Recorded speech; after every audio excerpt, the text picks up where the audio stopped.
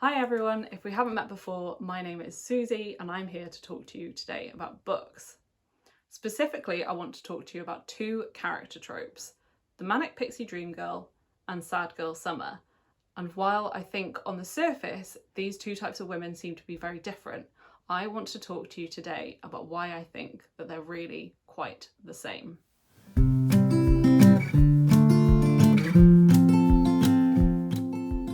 So first, let's define our terms. The term Manic Pixie Dream Girl was first used by the film critic Nathan Rabin to describe Kirsten Dunst's character from the film Elizabethtown, and he described it like this. She's a woman or girl who exists solely in the fevered imaginations of sensitive writer-directors to teach broodingly soulful young men to embrace life and its infinite mysteries and adventures. So to broaden the definition a little further, she doesn't have her own goals. She's there to further the mission of our male lead. She usually has a bit of a kooky edge, which is often shown through a bright haircut, very sexually liberated, and of course is very, very attractive. For some people, she would be the idealised woman. So there isn't a formal definition of Sad Girl Summer, but I saw lots of articles in the last couple of years that refer to this sort of group of women in this way. And the women in these books are brooding, they're complex, they're very frequently in inappropriate relationships. They're either depressed or anxious, whether or not they're diagnosed. And of course, once again, they're very, very beautiful. We're going to look at a few examples of each of these types of women. And please be warned that some of the content here might be considered spoilers for some of these books. So first, we've got our Manic Pixie Dream Girls. The first example that I want to talk to you about is Clarice from Fahrenheit 451.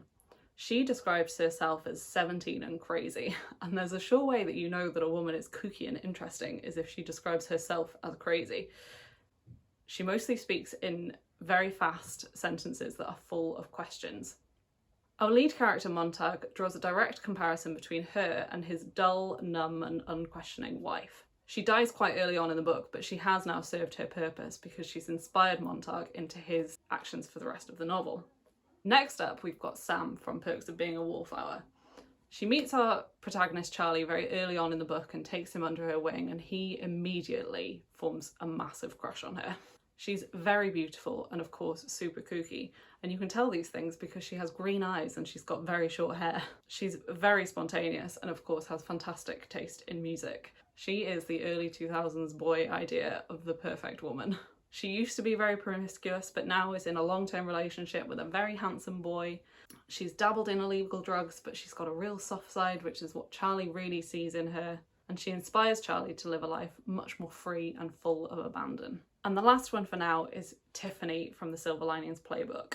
She is ballsy, she is brave, she is bold, but she also, much like Sam, has a very soft side, and that's what Pat sees in her. And she teaches him how to love and how to dance and how to feel things again. What a woman.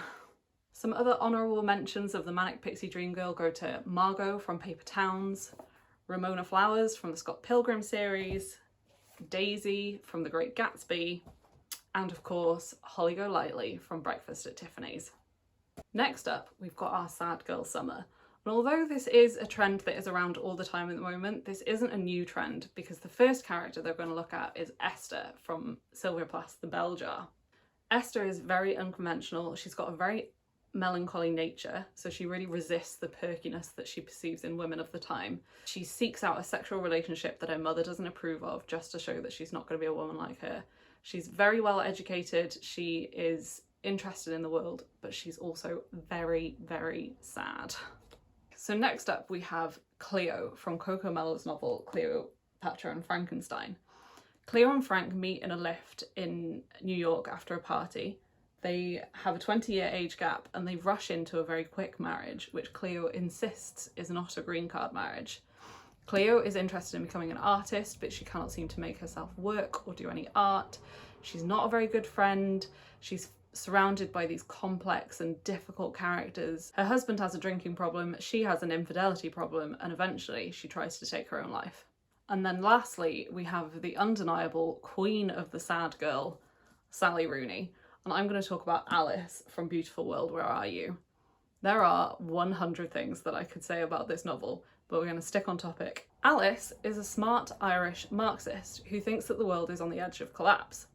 She's a successful young novelist who's struggling with the idea of being famous, and after she experiences a mental breakdown, she retreats to the countryside outside of Dublin to try and write her next book. There she meets Felix, who's essentially working in an Amazon warehouse, and they proceed to have lots of very stilted conversations of two people who don't understand each other properly. They have lots of sex, and Alice writes lots of very long and rambling emails about the state of the world to her friend Eileen. And all of these emails seek to demonstrate how deep and worldly she is.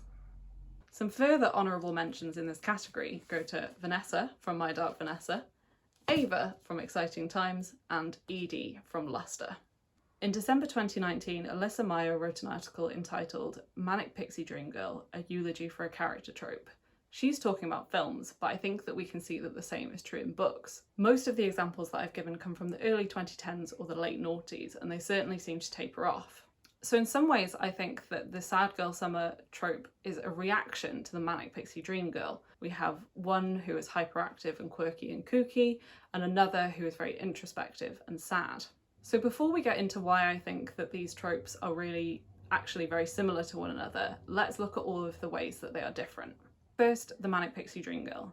She is usually written by a man, a peripheral character, has an upbeat outlook on life, and is selfless and looking out for others. Whereas the sad girl summer is usually written by a woman, she's the protagonist of her story, very downbeat about the world, and is selfish and inward looking. So these are the ways that the two tropes are different. But in what ways do I think that they're the same? Firstly, these women are always beautiful. If you like your girls sad or you like your girls happy, you definitely want them to be sexy.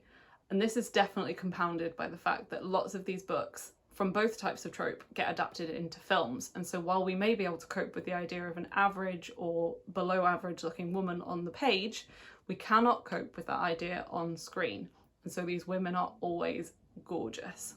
The next thing is both of these groups of women are sexually liberated. We see it with Esther from The Bell Jar, and we see it with Sam from The Perks of Being a Wallflower. And I still think this is in reaction to the idea that women are naturally more prudish or more conservative, don't necessarily know what they want, are not interested in going after it, but that is definitely not true of the women in these books. They know what they want and they're not afraid to go and get it. Both of these groups of women have frequently experienced trauma in some way. Sam from Perks of Being a Wallflower was sexually assaulted when she was a child. Tiffany from Silver Linings Playbook is a widow. Cleo from Cleopatra and Frankenstein has a terrible relationship with her parents. And Alice from Beautiful World Where Are You is afraid and scared that she no longer knows her place in the world. Both of these types of stories really perpetuate the idea that in order for a woman to be a full and rich character, she has to be battling some type of demon. In the case of our dream girl, she counteracts it with perkiness, and in the case of our sad girl, she really leans in and becomes very introspective and makes it part of her character. Both of these groups of women see the world differently from others, and they think that their worldview is superior. For our sad girls, they're realists and they're pragmatists. They think they see the world how it really is and that they respond appropriately. For our dream girls, they see the world with a rosy glow and they take all of the good and the fun out of life and they want to share it with others. And finally, for both of these groups of women, they perpetuate this idea that they're not like other girls. For the dream girls, this is the male idea of a woman who's out there to improve their lives and set them on a path to happiness. She was the antithesis to the prudish, bossy and bland women who just didn't understand them. And for the sad girls, she's the female idea of a woman who's enlightened and educated and truly understands the world. And if that makes her sad and depressed, then so be it. But she's not like the other girls who are vapid and self-obsessed and who care so much about how they look. But don't worry, she's still beautiful. So while the Manic Pixie Dream Girl and the Sad Girl Summer are not identical, I do think that they're two sides of the same coin, which begs the question of what is the alternative? Is it the idea of the girl boss? Is it the cool girl as immortalised in that amazing speech from Gone Girl? And also, just as an aside, why are all of these women called girls? Although maybe I can't talk because I do exist on the internet as this girl reads. These women are card-carrying adults. Maybe authors will realise that in order for women to be interesting, they don't need to have childhood trauma, they don't need to be better than everybody else, and maybe they can just be average looking. And perhaps if women are as wonderful as they say they are, and spoiler alert, they are, then perhaps it is okay for them to be like other girls. Maybe it's not just okay, maybe it's aspirational. Thank you so much for taking the time to watch this video, and I'll see you again soon.